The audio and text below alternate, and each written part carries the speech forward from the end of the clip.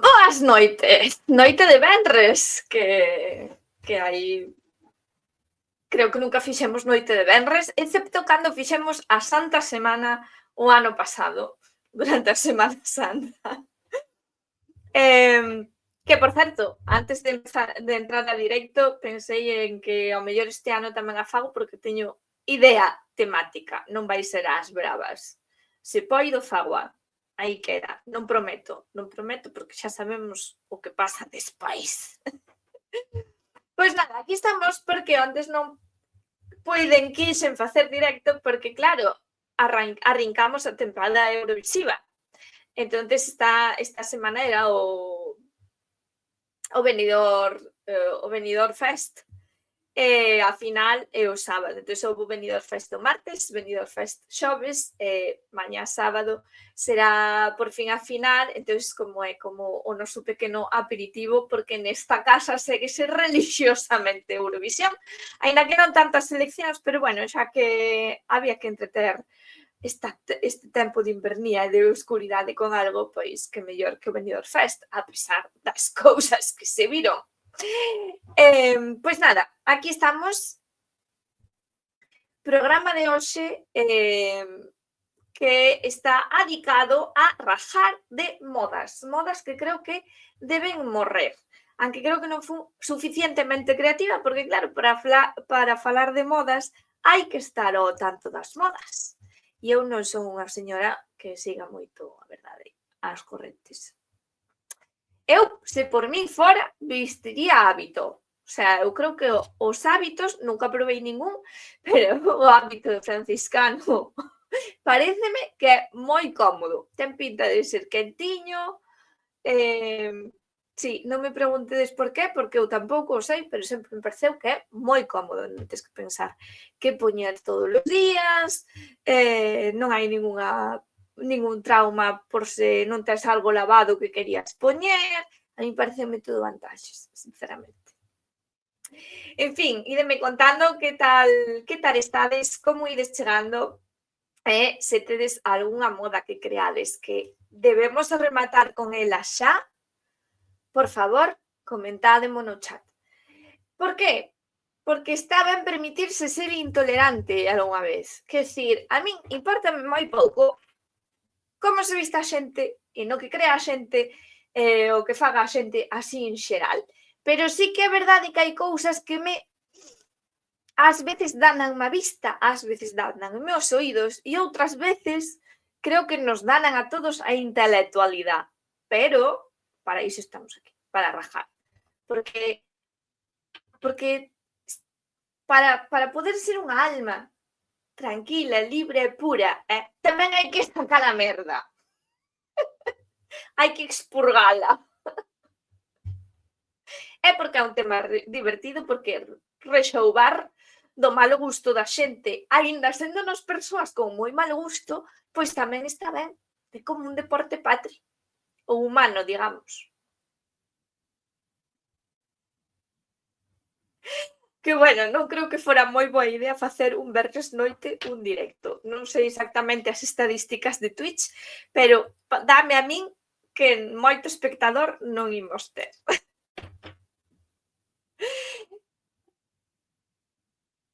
Vale. Comezamos, pois, así, a pau seco, sen ningún tipo de amortiguación. Non sei, non me saen as palabras. Nunca me saen as palabras. O sea, nunca gañarei ningún premio á comunicación. Bueno, aínda que un influencer que foi nominada a certos premios. como mellor comunicador en non sei que lingua, non mo, en fin, comunicar tampouco é que comunique moito. Non vamos criticar así, non se critica aos veciños, Melody, vamos criticar só o mal gusto da xente. En que momento, isto xa o comentei no directo anterior, se non estabades, pois tal, e se estabades, pois sinto, xa sabedes que me repito como a un allo, non sei por que me aturades aínda, os meus fieis seguidores, os meus Big Five. En que momento se puxo de moda levar os calcetines así, pantalón corto ou saia corta e o calcetín por aí? Porque, bueno, eu, cando se puxo de moda os calentadores, que eu teño aí uns calentadores, vos sodes moi novos, pero houve unha temporada nos 2000 nos que se puxo de moda levar calentadores. E había como unha saturación no mercado, había os de todos os tamaños, todas as lanas, todas as cores, todos os brillos, de todo, calentadores. Por que nos deu por levar? Pois non o sei. Non sei quen puxo de moda os calentadores, sinceramente. Non creo que fora culpa de Upadans, non?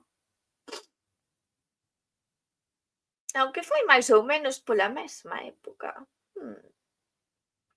Bueno, o caso, disto xa falamos, non me vou repetir, pero a ninguén lle quedan ben os calcetíns así, parecedes paletos. Dame igual se tes 20 ou 50 anos, non queda ben. Non queda ben, aunque sexades gym bros, hermanitos de gimnasio, non queda ben. Non queda ben e xa está. Non mo intentedes vender, que isto non hai por donde collelo.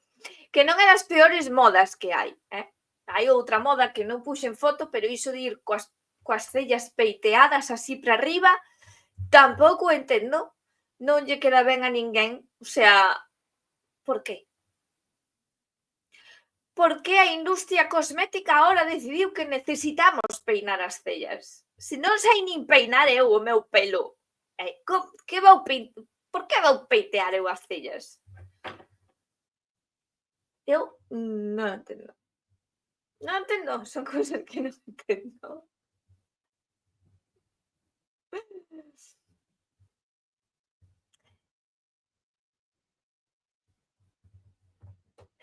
Outra moda que creo que deberíamos ir rematando con ela son a das uñas. E isto tamén vos digo unha cousa, eu son unha obsesa de pintar as uñas, sabédelo, porque eu en todos os directos levo as uñas pintadas. É moi raro que non as leve pintadas.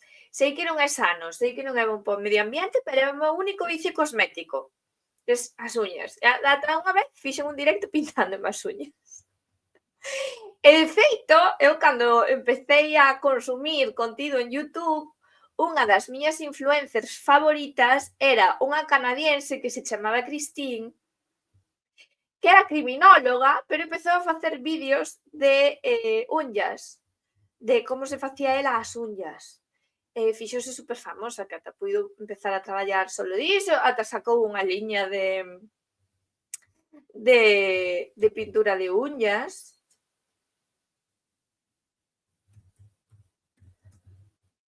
Que non me acordo como se chamaba. Ela chamábase Christine, pero o nome da canle era outro.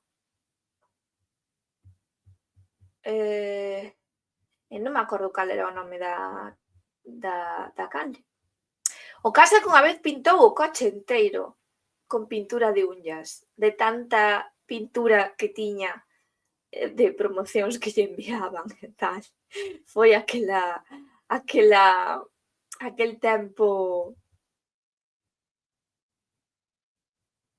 a idade de ouro de YouTube. Agora xa está en decadencia. Pero, en serio, a onde ides con estas? Non, porque eu vexo a moitísima xente así común, non? Quero dicir que non son Rosalía, que non son artistas, que digas, bueno, pois ten que levar unhas uñas así porque forma parte do espectáculo. Non, así de ordinario, pois daqui a hai uns anos, pois todo o mundo empezou a ir facerse as uñas. Entón, ti eres unha pobre se non vas facer as uñas, sabes? Igual que se non vas bastante á perruquería, así, pois xa non digo unha vez cada mes, pero ou como cando van as señoras cada 15 días. Tampouco digo iso. Pero se non vas aí cada 2 meses, cada 3, pois é que non eres ninguén, sabes? Entón, as uñas, polo menos unha vez cada 15 días terás que ir cambiar de uñas. O sea, non o vexo, son moitas horas de inversión, de ter que coller unha cita, anotalo na axenda, ir ata ali, pasar aí, pois o que tarden, que canto tardarán, media hora en facerches as uñas, despois sufrir para que non che rompan, despois sufrir, porque claro, esas uñas que vemos na foto son laranxas, pero ti hoxe vas vestida de un color que non pega, e dis, joder, non, despois que pasas 15 días intentando combinar a roupa coas uñas. Non me parece práctico. E tampouco me parece bo para o cambio climático, así que a min non critiques as miñas uñas que pinto así na casa como facían as nosas nais nos 90 coas pinturas de uñas de supermercado, que isto é moito peor, estos acrílicos. E claro, que isto puxo de moda a Rosalía, non? E aí empezou a correr como a pólvora. Quen necesita estas uñas? Non serven para nada. Como vas ao baño?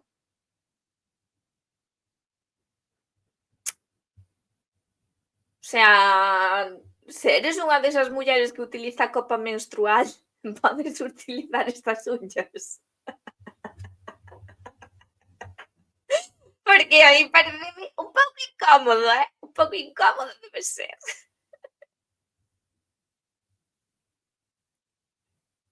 Entonces, podemos parar xa con isto de crearnos necesidades de ir de ter que ir cada 15 días a un salón de beleza específico a que nos faga algo, en plan de hoxe teño cita coa perruqueira, pero a semana que ven teño coa das uñas, a semana seguinte teño coa da depilación e a seguinte teño coa do ácido hialurónico, vives entre salóns de beleza.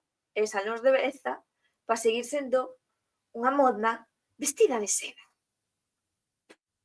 Que me estreso, é que isto cansa. Xa me canso eu soa de pensalo. Xa me canso eu só de pensalo.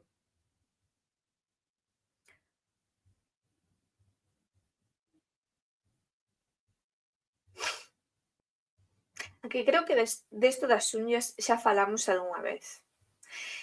Por certo, este tipo de vídeo copiei a unha que se chama Ratolina. Eu consumo demasiado YouTube, debería deixalo, pero non sei se poderei. É a miña perdición. A mí non me vai perder a inteligencia artificial, eu xa me perdín co YouTube. Xa son un ser perdido no YouTube. Entón, bueno, sen máis, ata aquí, pois podedes irme comentando os que vaiades chegando que opinades desta moda das unllas longuísimas. Eu tampouco entendo como son... É que despois velas escribir nos teclados do ordenador e non poden escribir normal, senón que teñen que escribir así, como coas maus así abertas. É moi raro. É raro. Como vos preguntei polas redes sociais que modas considerabades que debían morrer, houbo alguén que colaborou e dixo ten que morrer o reggaetón. E bueno, sí, eu hoxe dixen que eu viña intolerante. Estou de acordo, eu o reggaetón non me gusta, pero creo que hai un paso aínda peor, que é o trap. Pero vale, tamén dixeron isto do rock, como moi ben nos apuntou outra persoa na mesma publicación, tamén se dixo isto ata do Vals Vienés, que era unha cousa loquísima naquela época, bailar así arrejuntados. Entón, pois sen máis, non? A cada novo estilo musical sempre xurdirán detractores e non podemos loitar coma eso, e os que xa vamos vellos vai nos parecer sempre que todo vai a peor e todo é unha merda. E eu xa me inclúo. Eu inclúome porque eu xa teño idade de señora, xa cheguei á señoridade, non sei exactamente cando se reparte o carné de señoridade, pero eu xa empezo a notar síntomas, e un dos síntomas é este. Entón, Xa non me digades, no, pero se eres moi nova, ui, cando chegues aos meus anos. Bueno, vale, cando chego aos teus anos, pois serei aínda máis señora. Sabes o que hai un momento na vida na que alcanzas a señoridade e móstrase nestas cousas, nestas apreciacións, no gusto, sabes? Chega un momento en que o teu gusto xa costa de adaptarse ás novidades. Entonces planteaste se o problema está en ti ou está no mundo, pero despois empezas a decatarte de que a xente do teu redor da túa mesma idade pásalle un pouco o mesmo. Entonces, igual é cousa da idade, non do mundo. Pouco difícil. Bueno, total, eu á señoridade cheguei, entonces tampouco me vou aquí meter coa música que escoitan os novos. Pero, tanto como que o reggaetón ou o trap morra, non vamos dicir, porque intolerantes sí, pero tampouco tanto, pero sí faría unha petición. Sobre todo, creo que son as letras do trap. É que eu non estou así tan posta. Eu, por exemplo, sabedes que eu vos teño falado algunha vez de que vexo algunhas conferencias de Ernesto Castro. Ernesto Castro ten conferencias sobre o fenómeno trap e ele intentou entender o fenómeno e o estilo do trap. Non lle entendín moi ben a que conclusións chegou, todo hai que dicilo, porque se non estás metida no mundo trap, pois non vas a entender. E eu o que vexo externamente, xa vos digo, sen chegar a unha profundidade de análise do fenómeno, é que son como músicas de rúa, pero as letras son obscenamente de tío rico. Porque sempre é un tipo alardeando dos pelucos que ten, dos carros que ten, das chicas que se paga ou as mulleres dos bolsos que levan. Por exemplo, unha das letras do Benidorm Fest abre a canción dicindo con mi bolso de Gucci en la mano. Señora, que usted non é marquesa nin filla de gran empresario, que usted naceu aí en Carabanchel. Que me está contando do bolso de Gucci? Entonces eu só lle pediría ao reggaetón e ao trap que innovaran nas letras. Xa sabemos que tedes moitos coches e moitas nenas, pero por iso mesmo podedes innovar nas letras. Por favor, volo pido, implórvolo. Sí, porque é como un alardeo falso, é como, mira, son un galo, mírame como brillo. Pero sabemos que non brillas tanto, ves dun mundo decadente.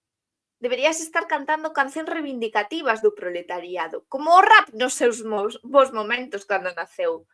Non aquí falando de que tes non sei cantos Ferraris aparcados e o yate esperándote. Non o crees ni ti. Por que cantades as cousas? Non o entendo.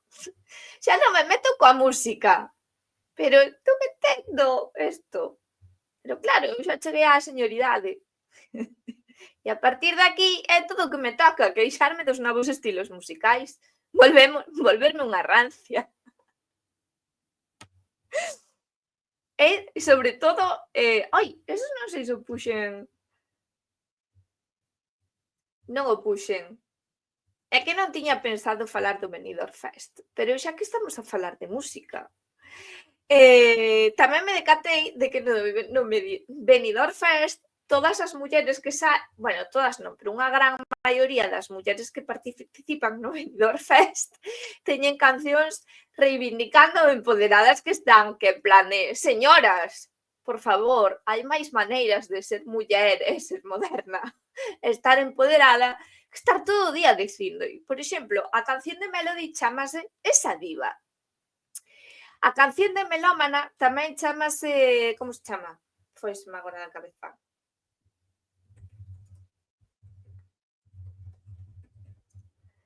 I'm a Queen.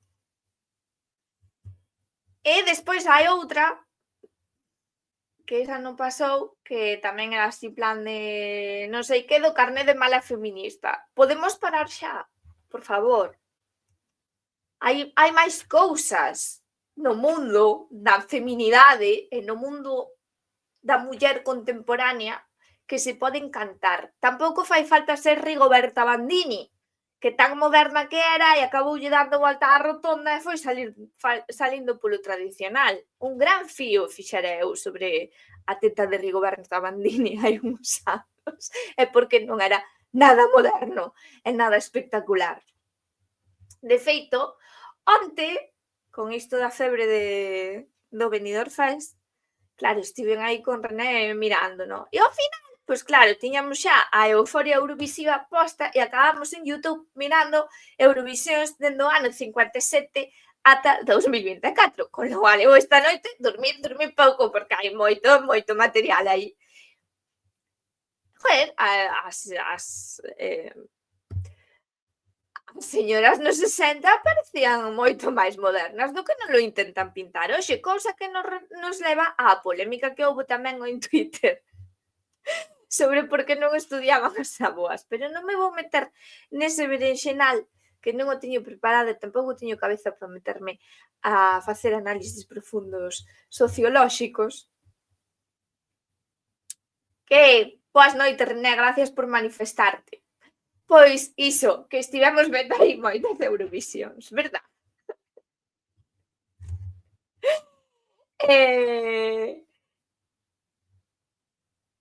E iso, que tampouco hai que forzar as cousas innovadoras, quero dicir, é que, non sei, chegamos a un momento en que se forzan tanto os discursos, as representacións e todo. De feito, hai outra no Benidorm Fest que ela defendeu a canción dicindo que traía unha canción que podía representar a España, pero non con clichés rancios, senón modernizada. A señora canta sentada encima dun touro. Sentada encima dun touro xigante. Eu, isto xa non sei se é señoridade de que eu de verdade vou vella e xa non a coherencia gramatical e a cohesión da mensaxe non o recibo ben, non entendo, porque a min aí falloume algo, falloume todo, realmente, entre o que ela dicía e o que estaba no escenario. Creo que ese é un problema psicolóxico xeral social. Tamén podería ser. Ou problema da miña señoridade. Ata aquí, que tal? Algunha moda máis que necesitedes matar, asesinar, apuñalar? Matámola esta noite. Comentádemo no chat.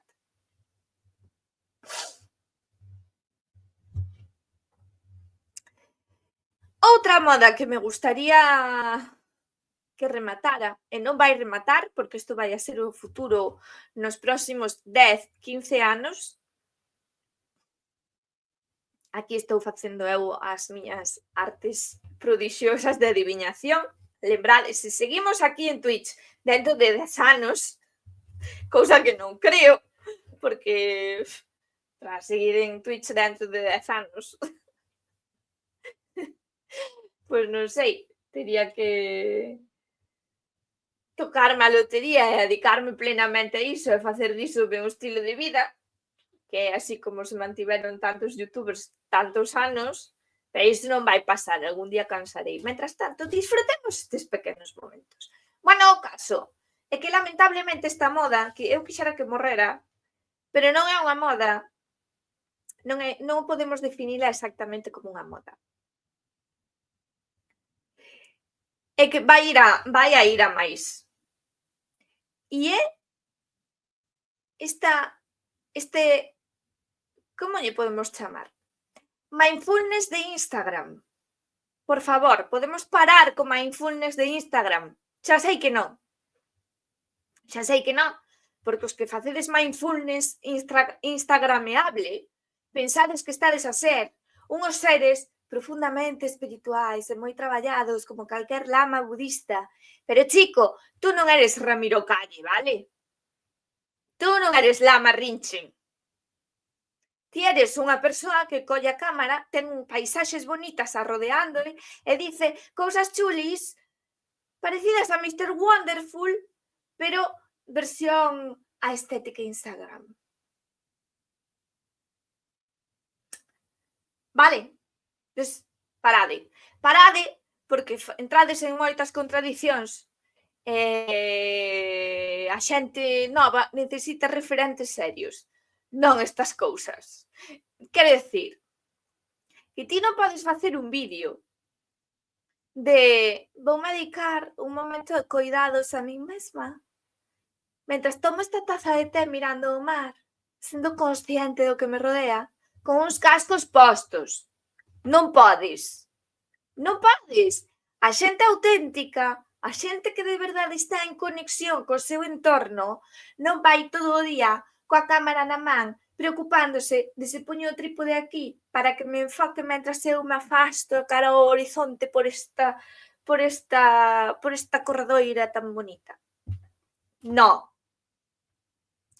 De feito, unha das cousas que moitas persoas que intentan facer este tipo de contido acaban dicindo é que realmente non poden estar en conexión e en consonancia con iso se teñen que estar pendentes da tecnoloxía. Xa sabemos, xa experimentamos todos, por favor, parade. Non fai falta seguir enchendo a rede con iso. Ou sí, pero xa vos digo, isto vai ir a máis, isto é un vaticinio meu, as cousas vanse poñer moito peor, a New Age vai inundalo todo moitísimo máis do que o inunda xa todo, e o peor é que a xente non é consciente, que eu non teño nada en contra da New Age, o que teño do que estou en contra é deste postureo. Se a min non me gustan as beatas que van á misa e fan o postureo de beata de son moi buena, rezo o rosario todos os domingos, pero despois son unha filla de puta na vida diaria, pois tampouco me van gustar os New Agers instagrameables que levan a aura así que teñen a aura moi fotogénica e despois ao mellor son uns cabróns. Sabes o que te quero dicir? Isto é como a Greta Thunberg cando dicía que era vegana e van e pillan a comendo polo nun tren. O mesmo. Entón, non. Disto xa falamos moitas veces, pero eu de vez en cando necesito volver traelo. Necesito volver rajar diso. Necesito que o teñamos todos presentes. Para deixar. Que non se poden facer paseos conscientes polo medio da naturaleza mentras levas uns cascos postos. Que paseo consciente vas facer con uns cascos postos? Ti di, bueno, salín facer deporte porque quería facer deporte, pero para ser consciente polo medio da natureza, para disfrutar o entorno, non o podes facer cuns cascos. Xa como a xente que vai pasear á beira do mar e leva os cascos postos. Non o entendo. Non o poido entender. Por qué? Por qué? Por que existe xente así?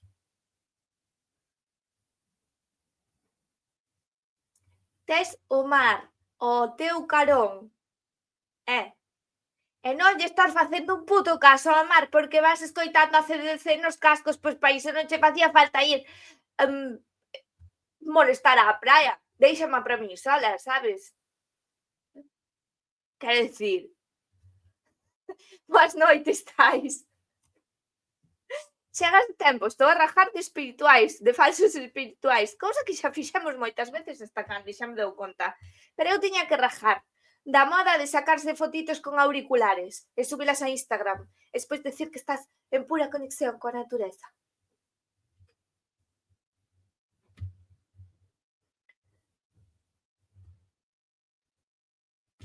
Non. É que claro, a ver, que eu tamén peco diso, eu tamén poido pecar. Porque eu son unha señora que aprende algo, emocionase e teño que vir contar, sabes? Ou iniciar por aquí un fío do que despois ir tirando. Pero despois está a xente que descubre, eu que sei, calquer merda así de mindfulness budista, e despois xa che ven explicar o budismo Theravada, que el non sabía o que era ata hai 3 días, pero agora pensa que o sabe, e como sabe o que é, pois agora síntese un ser iluminado de luz, e ten que iluminarte a ti tamén, que non me enfoques coa túa aura iluminada, non me enfoques, que me fastidias o iris, que me deslumbras, que me doe a retina pola tua culpa. Quita, apaga a aura esa de merda e ponlle unha bombilla de calidade, hombre.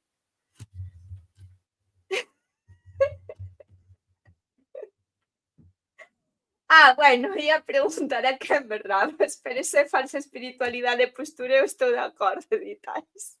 Antes, luz roxa.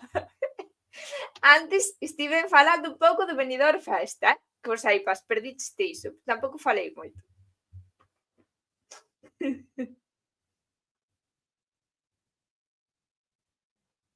Ai, sí. Podemos parar tamén de reescribir os clásicos. Xa está ben, non? Xa, é que isto tamén vino por Instagram esta semana e digo, parade xa. Reescribindo a Penélope todo o tempo. Pa que? O sea, deixade a Odisea en paz, deixade a Penélope, escribide da realidade, do momento, da contemporaneidade, escribide da vosa feminidade, deixade de Penélope tranquila, que non tedes ni puta idea de como era vivir naquela época, e agora vasme reescribir que non sei que... Estou berrando moito, igual estou berrando moito. Agora vasme reescribir que non sei que, porque todo hai que repensalo. Repénsate ti, trabállate ti, deixa de repensar os que xa están escritos, que xa os pensou outro, pensa ti en ti nas túas cousas. Filosofa ti, deixa a Penélope tranquila. Luz roxa, que é mellor sen unha pedroche. Pode ser, eu teño gana de probala. Aquí o René inicioume nas bombillas de luz amarela, porque ele é así moi decorador e moi zen de crear así ambientes cálidos. Digo, igual a luz vermella tamén pode estar guai. É lo que lle fan a Penélope. Nada, é que cada pouco que se sai unha novela,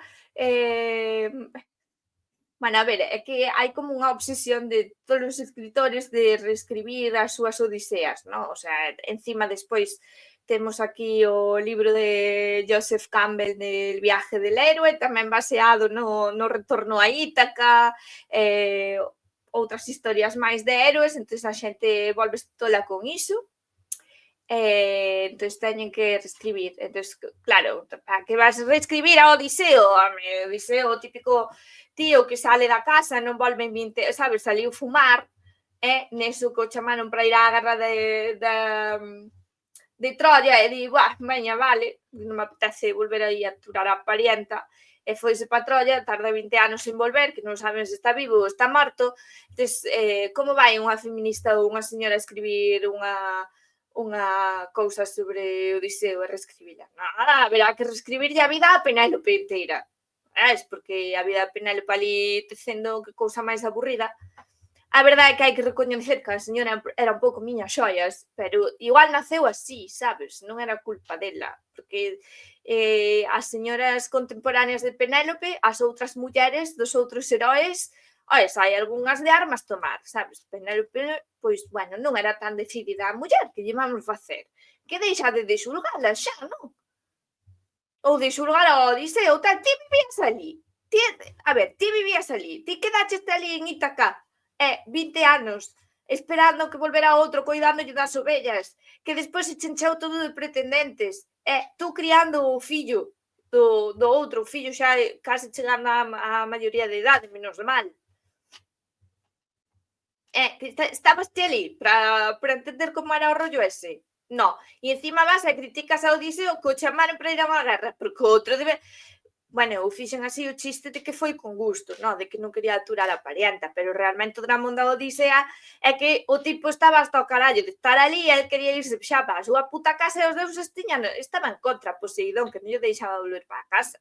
O sea, ese é o rollo. O sea, era un marido querendo volver. Dicime, que todo o mundo entende todo do revés. Eu ás veces pregúntome se eu saberei ler e entenderei ben as cousas, porque eu ás veces dígome se non serei eu que entendín eu do revés, é que non entendín nada coas cousas que leo sobre as outras interpretacións. Que, por favor, mima.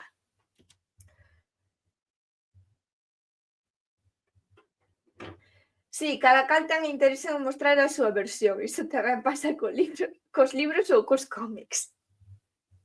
Sí, bueno, a ver, digo de Penélope de feito porque Arcane agora vai ter unha Penélope tamén que usa a lanza e pelexa e non sei que non sei canto, vale, pero Arcane é unha serie de xogos ou cómics nos que todos os deuses gregos e fillos de deuses están nun instituto, entonces está como reescrita a cousa, pero claro, vendíanche que era unha muller super empoderada antes de conocer a Odiseo e non sei que, en plan de fai falta calmarse. Calmémonos un pouco xa, non?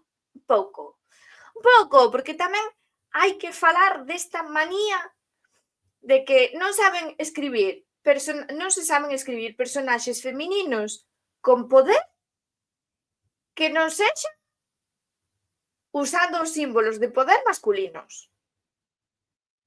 E entón, a min isto tamén me ten un pouco farta. E é onde digo, ou eu non entendín nada, ou é o resto do mundo que non entendeu nada.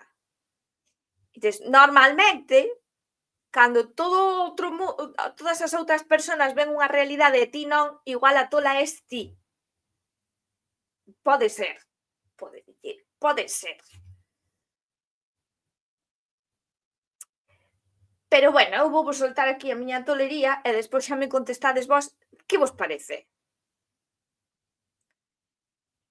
Que está, que non sei por onde empezou, nin como se solidificou esa idea. Que non estou en contra, pero non estou a favor de como se interpreta. Que hai un masculino e hai un feminino como arquetipos. Hasta aí chegamos todos, tamén podemos expresalo, se non vos apetece a palabra arquetipo, podemos nos ir ao yin e ao yang, hai o yin e hai o yang, son complementarios, e o yin ten un pouco de yang, o yang ten un pouco de yin, e isto poderíamos profundizar moito máis, porque isto xa sei que é así como moi simplista, pero xa me está desentendendo. En que momento o que era arquetipo, que é un ideal, que é unha idea xeral, que comprende todas as cualidades que todos esos que os individuos teñen, en que momento iso se converteu en algo sólido, inamovible e que encarcela as ideas. Quer dicir, cando ti escribes unha muller, non ten que ser un arquetipo de muller perfecta segundo o arquetipo de feminidade que temos na nosa cultura. Porque un arquetipo de feminidade é un ideal inalcanzable. Exemplo, a Virxe María. A Virxe María é un ideal inalcanzable, ningunha pode ser, pero podes aspirar a participar das súas virtudes, non? Igual que un San Xosé. Arquetipo de, bueno, o arquetipo de masculinidade ideal no cristianismo. Poñamos outro, Aquiles, arquetipo de masculinidade ideal na Grecia clásica. Non quere decir que cada vez que escribas un personaxe ten que ser exactamente iso. Entonces, se pensamos que o arquetipo masculino é o de poder, está asociado a virilidade, poder, forza, aventura, guerra, non sei que, non sei canto, claro, cando queremos escribir unha muller forte, non sei por que falo en primeira do plural, pero cando queremos escribir unha muller forte, decimos, pois en vez de escribir unha muller forte con outra estructura de poder, non, vamos de poñer os símbolos de poder do arquetipo contrario. Ben, pero non ten por que ser así. Exemplo, Galadriel. A Galadriel do Señor dos Anéis a Galadriel que escribe Tolkien nos libros, na saga do Señor dos Anéis, é unha Galadriel poderosa, poderosísima, moito máis importante que a Celebrian, que o seu marido. Non podemos decir que esa muller non ten poder, que non ten forza, que non reina e goberna, e que non marexa, e que non é sabia. Non? Bueno, pois resulta que van e fan unha serie de O Señor dos Anéis, os Anéis de Poder, e que temos? Temos unha Galadriel que vai enfundada con unha armadura, armada hasta os dentes, arrogante, orgullosa, tan orgullosa que se mete en líos, bueno, o típico que fai un protagonista masculino, porque os sabemos que iso tamén é para facelo viral. Que como, joder, queríades unha Galadriel poderosa e non sabedes nin facela, porque hasta van e collen o arquetipo de virxe, en plan de o seu marido sóbranos. Aquí na historia está o marido que pinta aquí? Pois adiós, Celebrian. Fillos, que ten fillos? Algo menciona por aí, pero non, pa que? Pero claro, había que facerlle un rollo romántico con Elrond, que se supón que vai ser o seu xenro.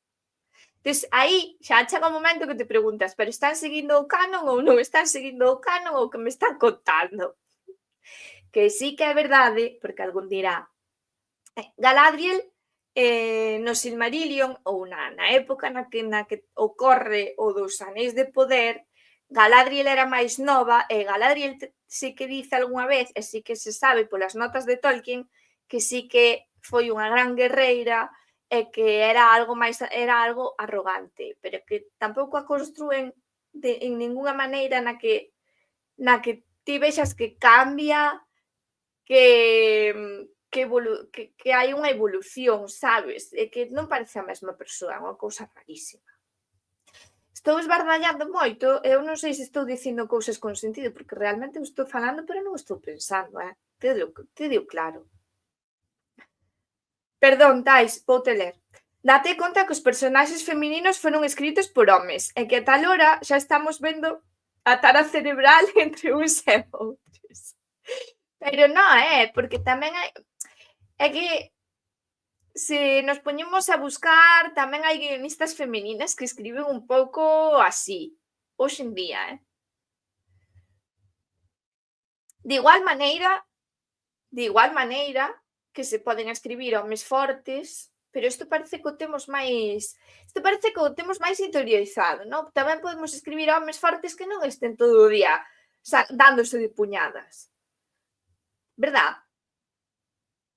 Pero, sen embargo, iso non o tomamos como que están no arquetipo feminino. Sen embargo, as mulleres ou é sumisa, nos que pasiva, tanto moi encerrada nese arquetipo de feminidade, ou está no masculino. Non hai intermedias. Entón, digo, en que momento estas maneiras de pensar de duais, arquetípicas, ideais,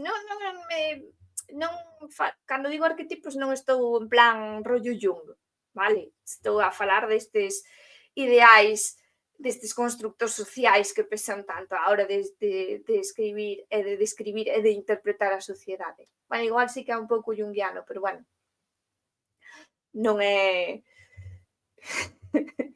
non estou en modo ultra psicoanálise. Pero isto tamén o digo porque vin unha entrevista a un cineasta tamén que el xa xusto empezaba a decir que gustáballe compoñer as escenas tamén en base a buscar ese equilibrio entre o masculino e o feminino, non?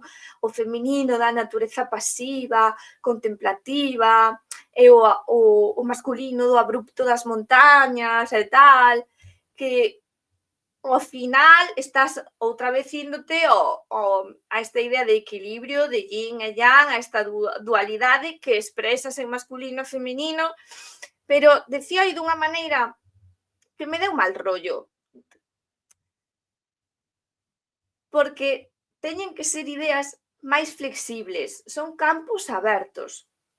O sea, como concepto para clasificar, crear, buscar certas combinacións, eu creo que entender superficialmente certos conceptos pode estar ben, pero cando noto que a persoa que está a falar está moi anclada nesa maneira de expresarse, dígome que non é capaz de buscar unha flexibilidade.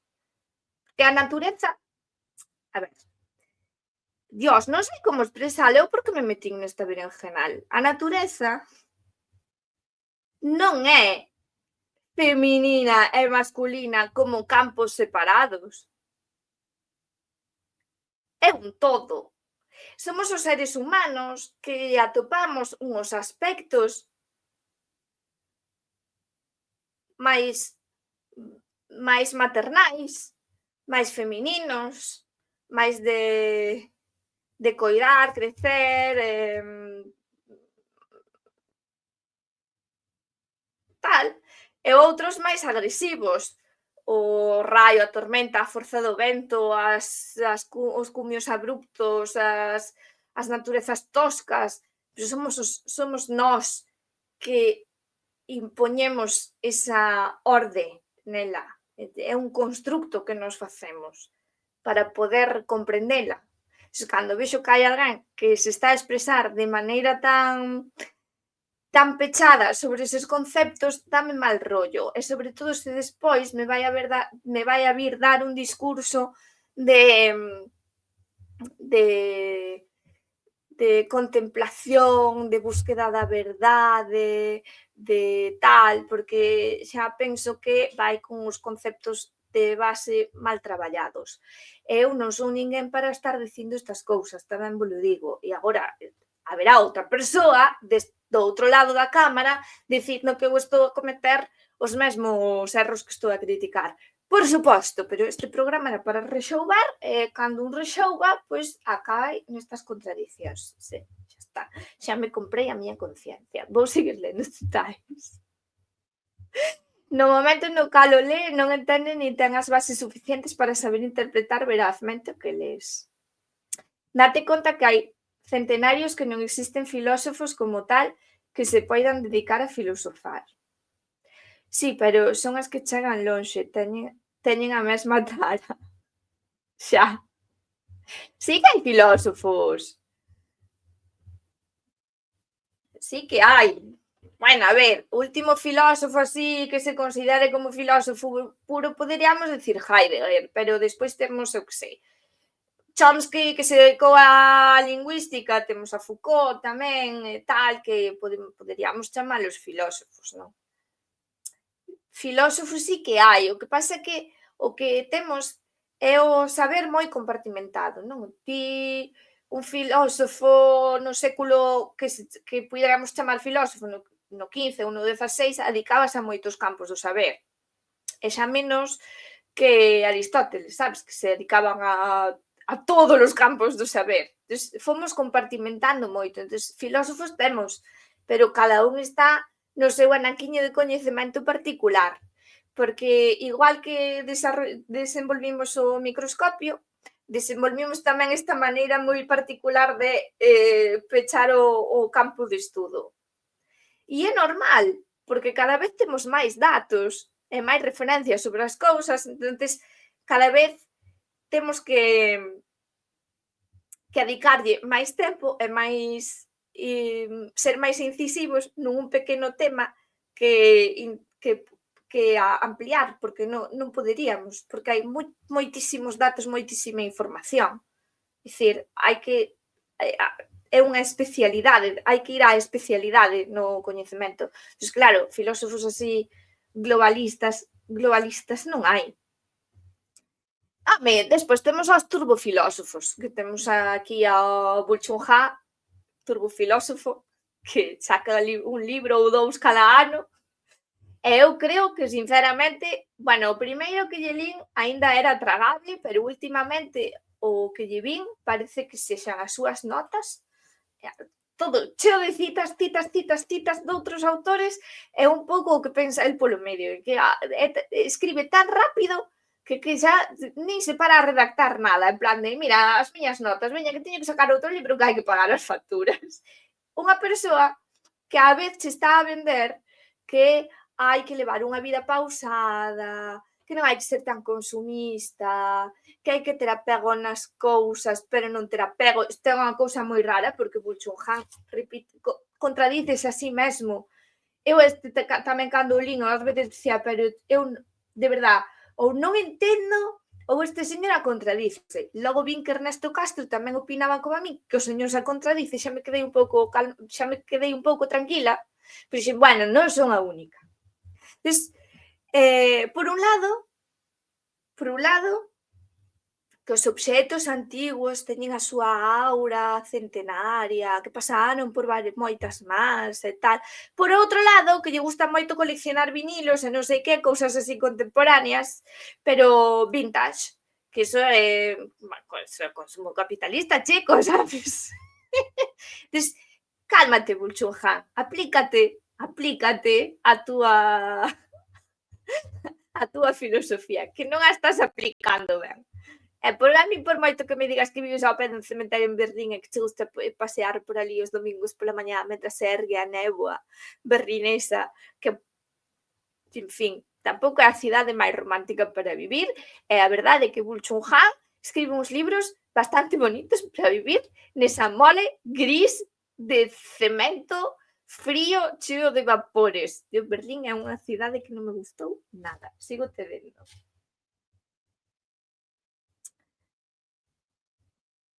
Non podemos desenrollarnos. En cambio, o RG pode ir de filósofo ou gurú que lle pagan por desfilosofar. Certo? Esta outra cousa. Mira, Montaña, teño aquí, pero Montaña teño aquí porque vos teño que subir unha cousa. Algún día teñemos que escribir un artículo sobre iso. Por unha referencia ao Elévoro que lle vin. Montañe, creo que era él, que decía que se todas as persoas puideran saber escribir e puideran ter tempo, todas as persoas puideran ser filósofas. Claro, Montañe non se chegou a imaginar nunca, supoño, que habería un século, no século, ele é do 16? Sí, do 16, supoño que nunca imaginou que no século XX ou no século XXI teríamos este pedazo de tecnoloxía e todo o mundo podería filosofar en directo. Entón, igual, ao mellor, todos somos filósofos, según Montaña. Só que uns malos e outros bons. Nós somos as boas e RG é o que filosofa mal. Tampouco creo que non se pode filosofar así en cámara, en directo. O sea, o pensamento require de... Mira Kant, 10 anos para escribir a Crítica da Razón Pura durante os seus paseos, maquinando aí. E despois puxose a escribila. Claro, é que non se pode filosofar así con esta rapidez. Hai que buscar pausa e calma. Entón, claro, aí vennos xa vender o mindfulness, pum, e xa creémonos dioses. Rozando o nirvana todos estamos.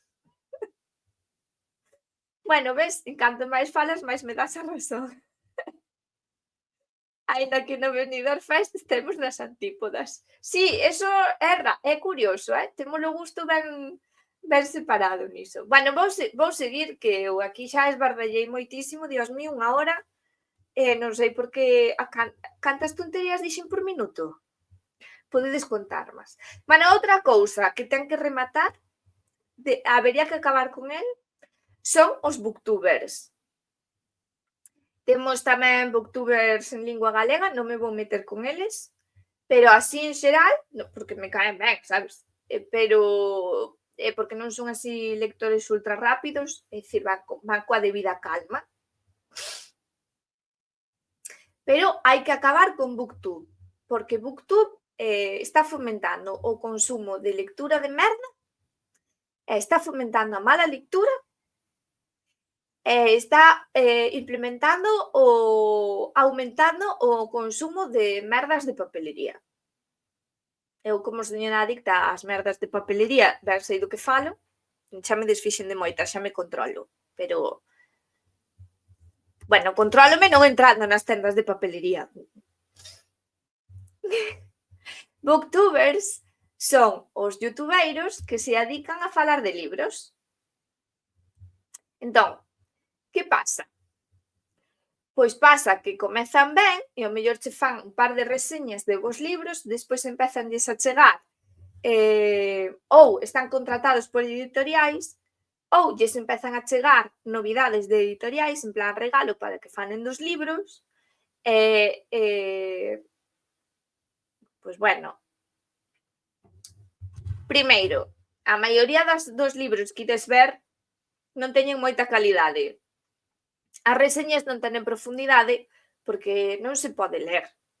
Eu vin a xente que di que non lee os libros, que os lee en diagonal ou que só busca os diálogos. O sea, que xa podes imaginar que libros son se ti, lendo só os diálogos dun libro, te podes enterar de que vai a historia. Entón, eu diso non consumo, polo menos por primeira vez, quero ler sen saber e logo crear a miña opinión propia. Eu tamén, pero ás veces non sei por qué, pois vexo algún vídeo destes, porque digo, bueno, este libro eu logo tal. Bueno, dígovos a verdad, salíronme vídeos deles, pero sobre todo eran booktubers criticando a outros booktubers e dicindo máis ou menos o que eu estou a dicir, pero estou a dicir porque estiven a botar un ollo, non só porque lle lo ir a eles, vale? Porque eu sí que é verdade que hai tempo seguía unha que falaba de libros, pero empezou a falar moitísimo de sagas, sagas destas así como moi, o sea, sagas de supermercado, que das que podes comprar aí nas grandes superficies. Que vale, é lectura lixeira, é rápida, está ben cando non queres perder velocidade de lectura, mételos entre libros e tal, pero despois, por exemplo, cara a final de ano ou cara a principios de ano, hai moitísima xente que fai vídeos de cantos libros lín este ano. E collen a súa libreta, porque teñen libreta de lecturas. Bueno, este ano, pois, puxenme unha meta de ler 100 libros e só lín 97. Entonces creo que está mal, e entonces o próximo ano intentarei facer un reto máis que me vou propoñer ler 110 libros. Ou 200, ou os que toque. En plan de, non se pode ler tanto. O sea, pódese, pero non o podes ler en profundidade. Entonces, eu só quería dicir que este tipo de lectores, primeiro, len a maioría dos libros que len son literatura rápida, que non me estou a meter con ela, que está ben, que a min tamén me entretén, libros eróticos, vamos, tamén hai moitísimo booktuber de sagas de libros eróticos. Que non pasa nada, vale, que se pode ler, que está ben, que hai xente que escribe moi ben, que hai todas novelas moi interesantes e todo o que queiras, pero normalmente ler ás veces lemos cun propósito e non só de entreternos, non? Tamén de que quede algo en nós ou pois eu, por exemplo, como a min nestes últimos anos, que tamén quero tomar apuntes e notas e facerme as miñas cousas. Entonces, eu non podo ler a esa velocidade, porque eu requiro de parar, de anotar, de virvos contar algunha cousa a Facebook, de facervos un fío por Twitter, de apuntalo nas miñas libretas. Entón, a lectura volvese lenta. E hai veces nas que conversas co libro e levas de contrario un pouco ao autor ou dis, por que non explicaches máis desto? Porque agora teño que ir a Google investigar máis e poste a investigar e empezas por Teodosia de Constantinopla e acabas non sabes como en Tombuctú, porque vas enlazando unha cousa con outra. Entonces, creo que estaría ben que houbera máis booktubers que realmente falaran de lectura lenta e que está tamén interesante que ensinen a ler deste modo, a ler lento, a collerte o tempo de coller notas, de facelas túas. Home, que despois hai libros que lees e non... Mira, eu hai algún libro que dis, pois é un clásico, non? Non me quedei con el, digo, pois esquecino totalmente de que iba.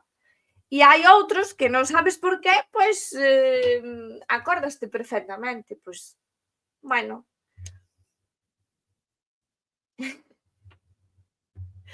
Entonces, non creo que este ben facer carreiras contigo mesmo de a ver cantos libros podes ler, meterte esa presión,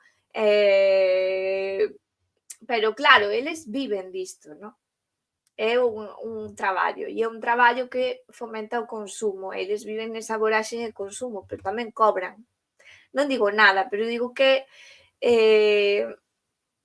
teñen unha dinámica moi tóxica, e se hai alguén que quere empezar a ler e iniciarse na lectura ou que ten como propósito ler máis porque no cole din que hai que ler máis e hai que ler máis, tes que ler máis e estánte machacando con iso, ti chegas a YouTube e buscas un pouco a ver que poido ler ou que non poido ler e te atopas con isto, eu creo que te agobia máis do que te anima.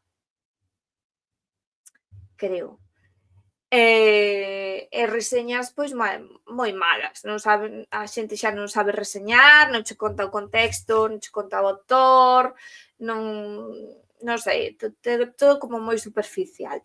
Por exemplo, tedes aí un vídeo que se chama Lendo como Rory Gilmore por unha semana. Ti non podes ler durante unha semana todos os libros que se lee Rory Gilmore nun só episodio. Porque Rory Gilmore empeza o mellor lendo a Silvia Plath, como está aí, nese mesmo capítulo xa está con Guerra e Paz. Non podes ler a esa velocidade. Que non lle vin o vídeo a esta señora, entón non sei cantos libros se leu nesa semana, pero creo que non máis de 1,5, non pode ser. Lendo como Rory Gilmore, entonces colle Agatha Christie, o retrato de Dorian Gray e este de Silvia Plath. Bueno, pues é capaz de lerse eses 3 libros, pero, por exemplo, Agatha Christie é bastante rápida de ler e entretida, pero Silvia Plath xa require, pois, ao mellor, un tipo de lectura máis lento, se queres que quede un pouco de pouso en ti, se estás a ler ese libro con algunha intención. E o retrato de Dorian Gray pois tamén se lee rápido e entretido, a verdade. E igual estás pensando que iba a decir que merece unha lectura lenta e tal, pero eu cando o lin non me pareceu para tanto. De feito, asqueoume bastante. Teño malos recordos dese libro. Lino vindo de Oviedo para a casa, porque de Oviedo, arriba deo, había 4 horas e pico de autobús. Maldito autobús que paraba en todas as puñeteras rotondas da autovía a coller xente. Entón, daba tempo a ler. Entón, igual teñolle tirria polo lugar no que o lin. Pero a verdade que non o recordo que fora unha das miñas lecturas así favoritas. É moi curioso. E, sen embargo, supóse que é un libro que trata o tema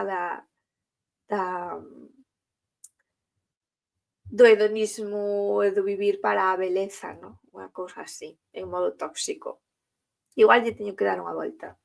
Non me apetece relelo, pero algún día. Entonces, iso. Esta é unha das modas que deberíamos acabar con ela.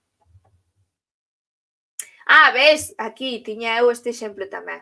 Novos lanzamentos, os teus favoritos e grandes libros. E isto todos os meses, esa pila de libros que nos está desmentindo, que non nos ledes, que é imposible.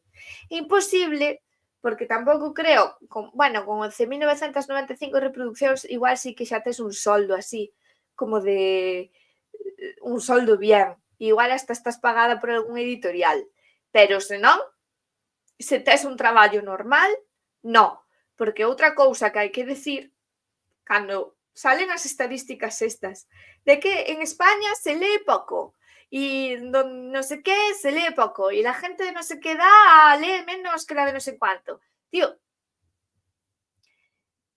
se estás traballando, moitas veces non tes ganas de chegar á casa e poñerte a ler, e menos a poñerte a ler algo sesudo. Claro, queres literatura rápida. Isto tamén, por iso, hai moitísima máis literatura rápida e lixeira, porque é o que a xente demanda, porque ti non tes ganas de poñerte a ler Guerra e Paz despois de pegarte 12 horas metido dentro dunha oficina. O mellor, sabes? Xa non digo se tes un traballo máis duro. Desto tamén hai que falar. Está ben non ter ganas de ler todo o tempo. Non pasa nada. Non eres menos intelixente, ni menos intelectual, ni nada, porque hai xente que che lee moitos libros ao ano, segue sendo unha merda de persona e ademais non aprende nada e non mellora, sabes o que che quero dicir? Non pasa nada. Tranquilos. Que me di por aquí tais. Eu sempre lín moito e hai anos ou meses que leo libros que 500 páxinas en 2 días e outro tempo que leo 300. E logo hai libros que lees por episodios, pero porque pasa pola etapa ou por min, pero ler por gañar un maratón, miro entender. Verdad? É que se te forzas eu creo que xa quitas ganas.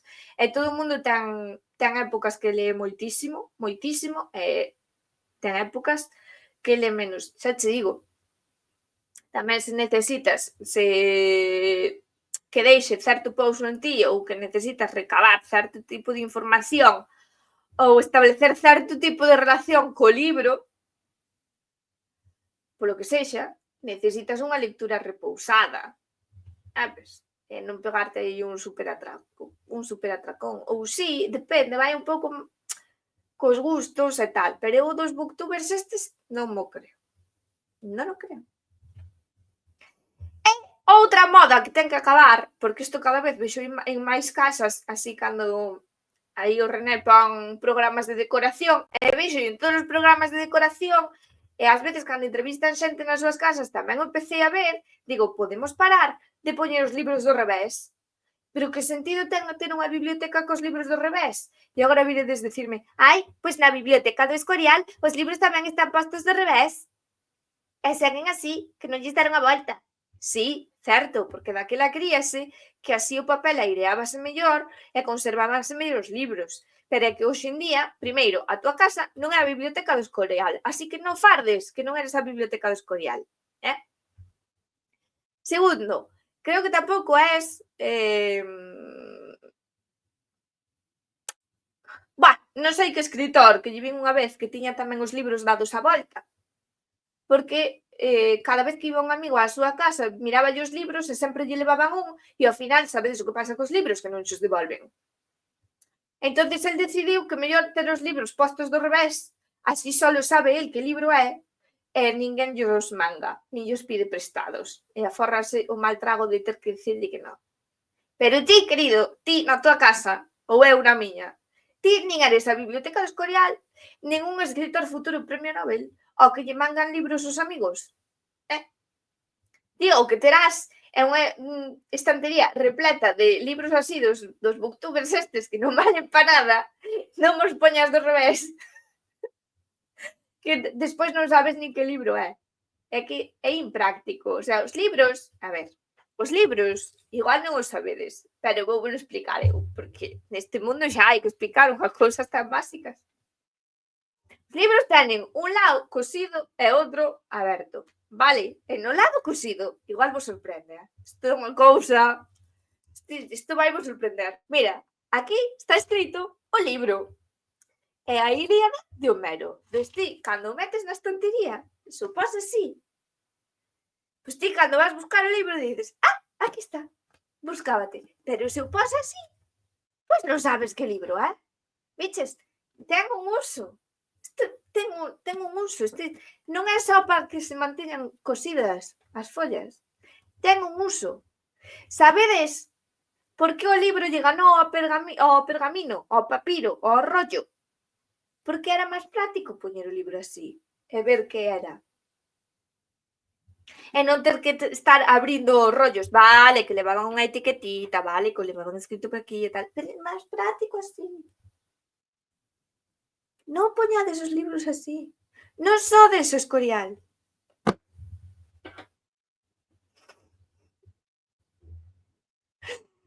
Non, iso é porque son libros comprados, é dicir, hai libros de madeira ou etcétera en plan decorativos. No, que está de moda nas revistas decorativas, en Instagram tamén. Está de moda poñer os libros así. Faime caso, está de moda. E os que mercan destes libros decorativos. Xa tamén. Que teñen que poñelos do revés para que non se note tanto. E a xente que ordena libros por colores. Aunque, bueno, eu vin unha biblioteca hai un tempo na que estaban os libros organizados por coleccións. Era unha biblioteca de acceso público e os libros están por coleccións.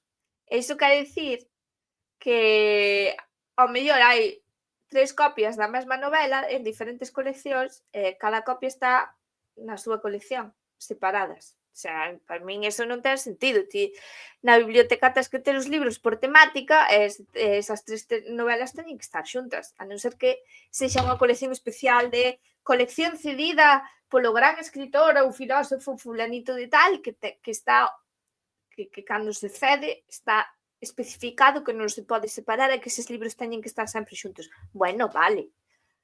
Pero senón non me podes poñer os libros por colección, pero que maneira de organizar unha biblioteca esa?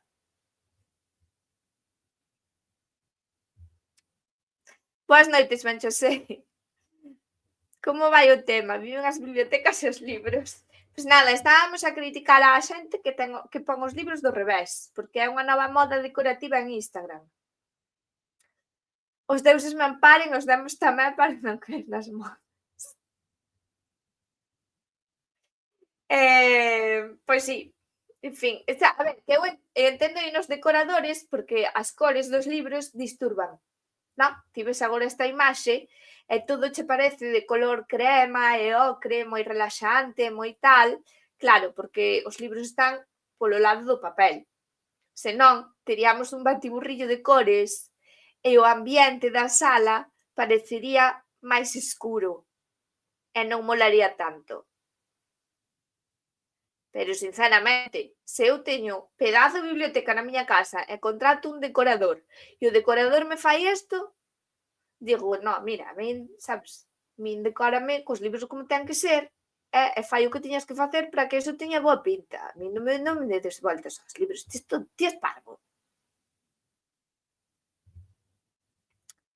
E para que carasas vas poñer os libros do revés? Bueno, pois para decorar e para que non cho rouben. Que era o que dicíamos antes de que chegaras, que había un escritor, é que non sei, que non me acordo que escritor yo vin, que poñía os libros así na casa, porque cada vez que viña un amigo tomarlle o café ou tal, miraba a biblioteca, sempre lle pedía algún libro. E entonces el así evitabas o trago de dicirlle que non lle presta. Porque, claro, cando és novo prestas libros e despois cando és vello xa aprendiches que eses libros nunca van volver, entón xa non nos prestas.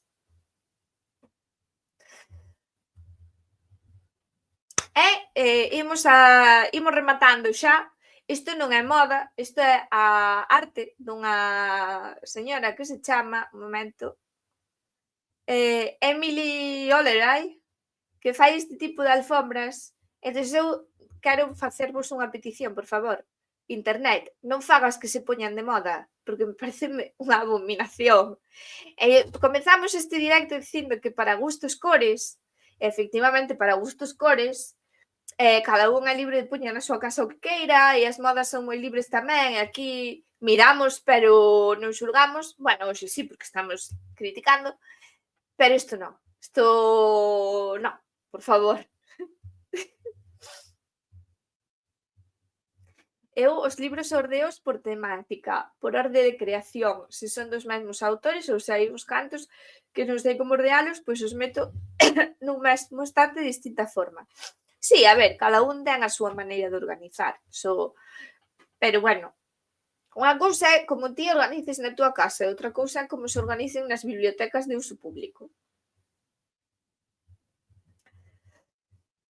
Que deberían ser bastante intuitivas. Aínda que os libreiros, os bibliotecarios teñen que poñer os códigos, é toda unha ciencia poñerlle os códigos aos libros e tal, debería ser un pouco intuitiva, sobre todo cando son bibliotecas asequibles, home, eu non che estou a falar da biblioteca da Universidade de Salamanca, sabes? Pero bibliotecas así que temos locais e tal, non podes organizar os libros por colección. Envíoche unha foto por privado como por exemplo. Vale. Bueno, isto horrible. E finalmente, unha cousa que de feito pasoume Eva, dixo, por favor, unha das modas que debemos rer é a de preservar a túa mascota, pero de maneira extrema. E a maneira extrema é esta. É unha alfombra, Tais, non te asustes, é unha alfombra, pero, oiches, o que vou poñer agora si que é delicado, eu avísote, vale? Isto pasou mo Eva. E dixen, por favor, que non se poña de moda, porque me pareceu unha cousa, dixen, isto non lle podo facer. Se a miña pelusiña, sabes, a miña pelusiña xa ten idade, algún día pasará a mellor vida, pero non lle podo facer isto á miña pelusiña.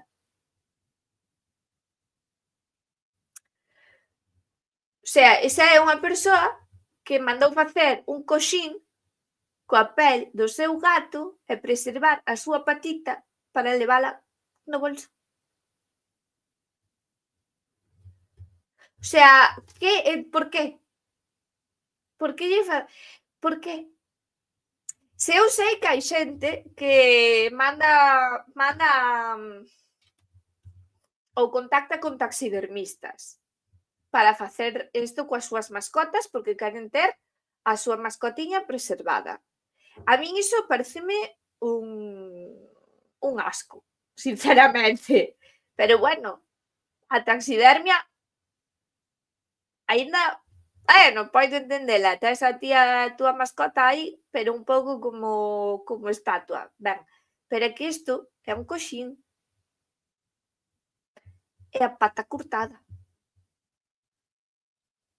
É horrible.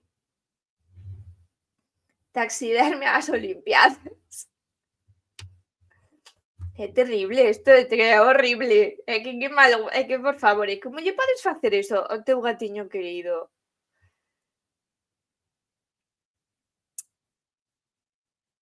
Hai xente moi rara. Home, os victorianos eran moi raros tamén coas persoas e todo, gardando porcalladas.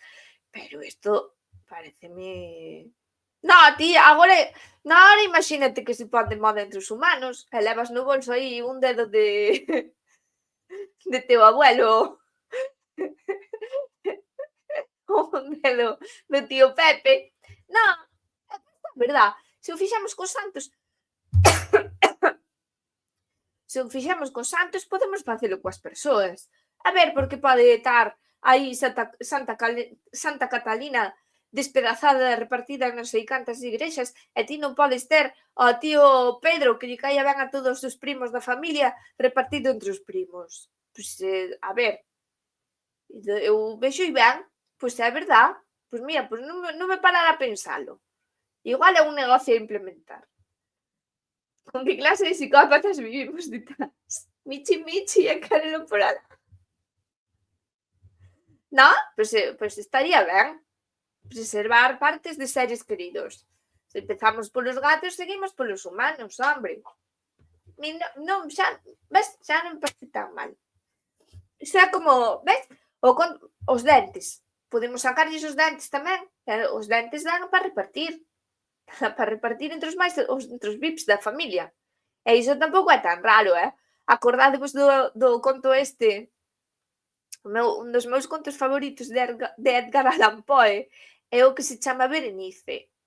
E Berenice era unha rapaza moi guapa, que sufría de catalepsia, non? Entón pensaron que morrera e foron enterrala. E seu primo, que estaba namorado dela e dos seus dentes blancos coa perlas e a súa sorriso precioso, pois foi pola noite, desenterrouna e quitoulle os dentes. E resulta que un par de días despois aparece Berenice pola porta, en plan de, non estaba morta, estaba botando a soneca e desdentada. O sea, ese, non sei por que non ten máis éxito ese relato de Edgar Allan Poe, porque a min ese traumatizoume cando era nova.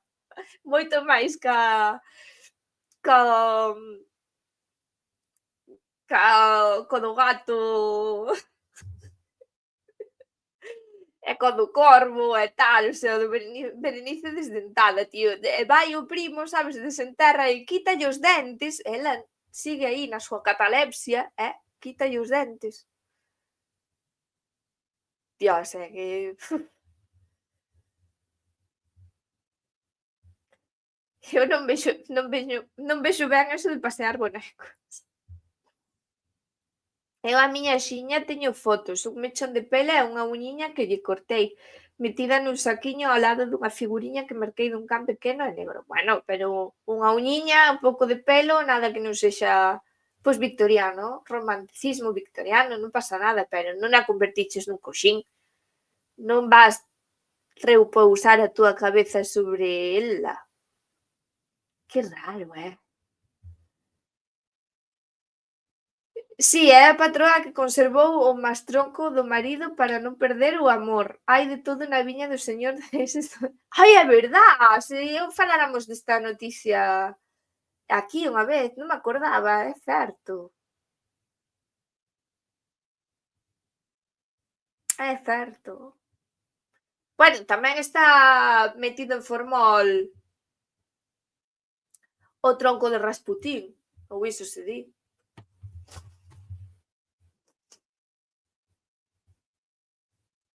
En fin, esta era a última imaxe, pero vouna quitar porque é terrible.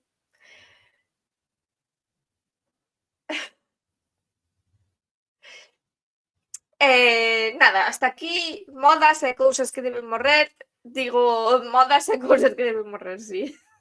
Modas que deben rematar.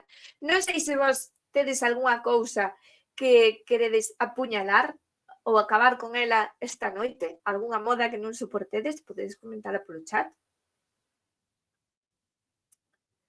O mellor é ter un bo conxelador para dormir como Walt Disney Dimension 6.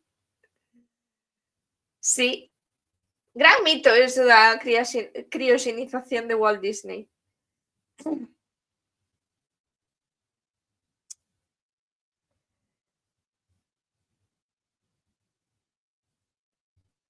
Non vos animades, agora mesmo non vos ven nada á memoria. Madre, como teño o cerebro hoxe.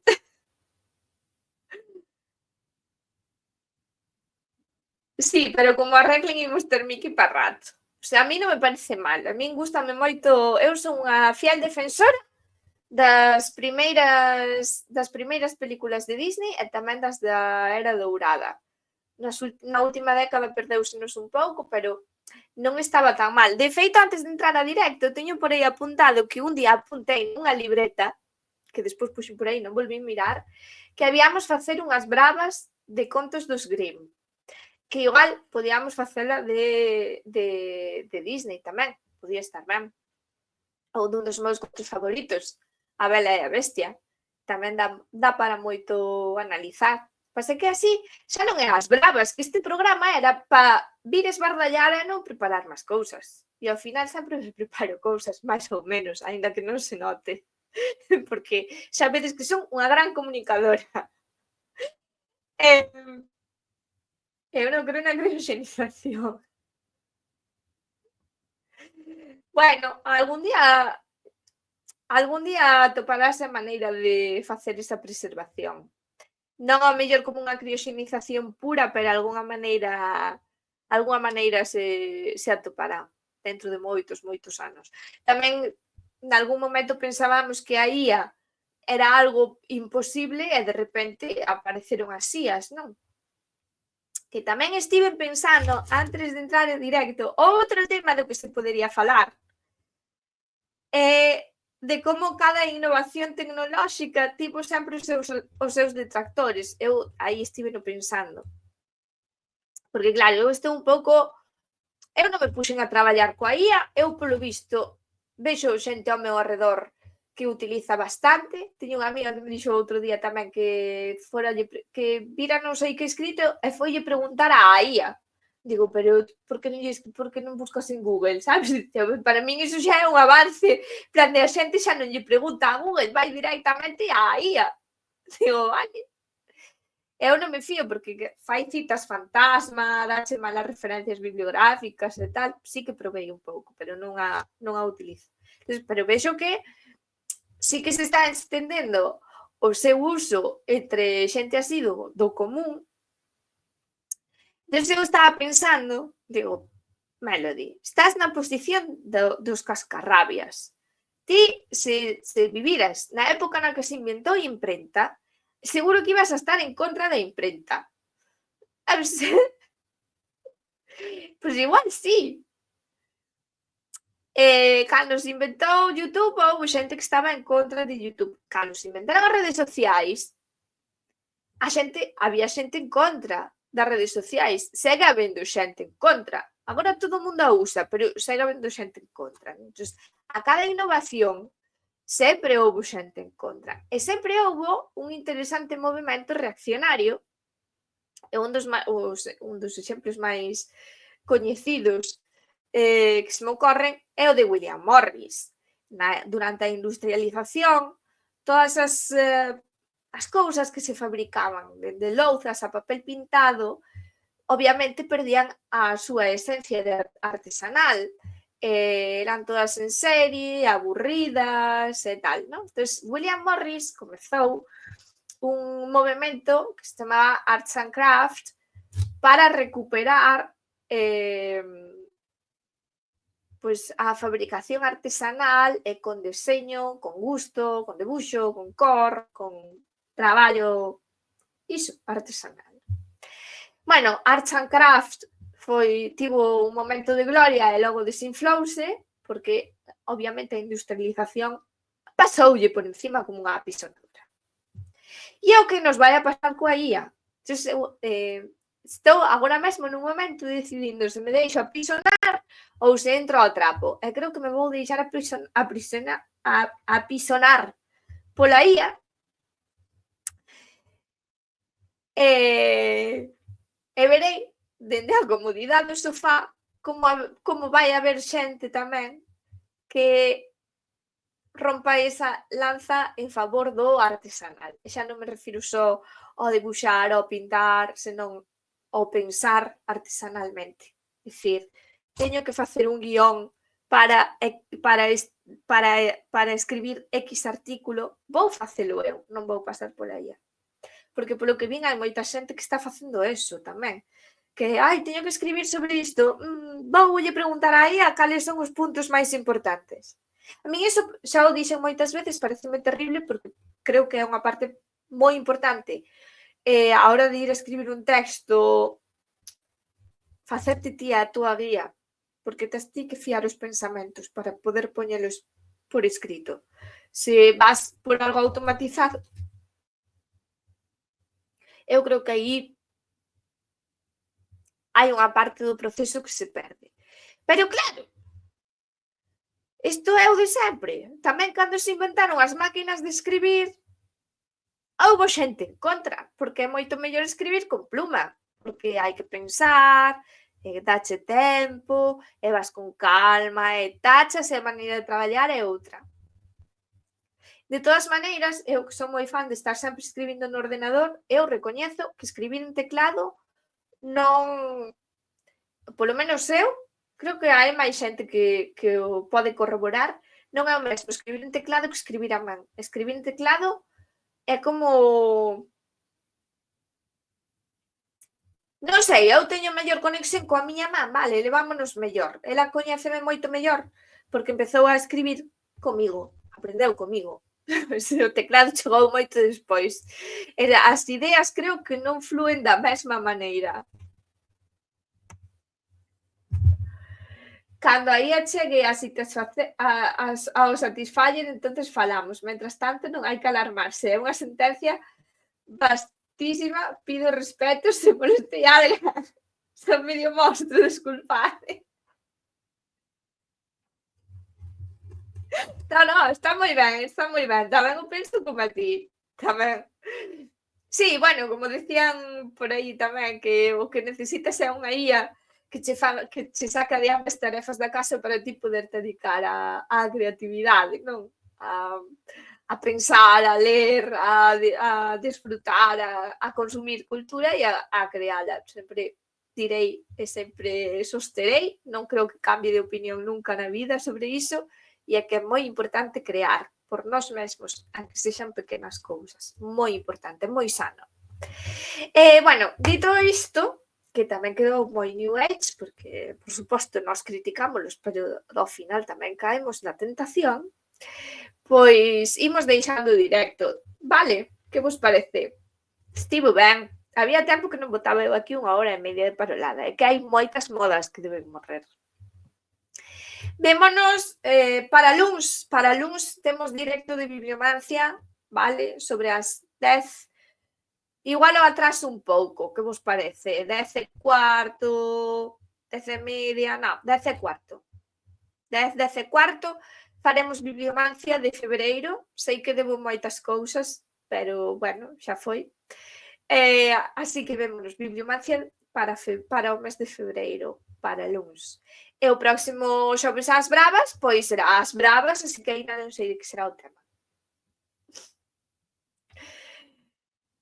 Non sei, eu últimamente gañei medo que me queimaba coa rumba, pero con eso de que escoitan deixei de facer. Bueno, moitas gracias por estar aquí, moitas gracias por pasar. Xa vos digo, vémonos o lunes que facemos directo de bibliomancia.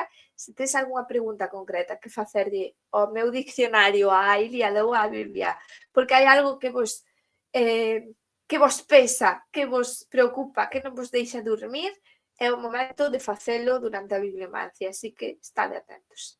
Vémonos!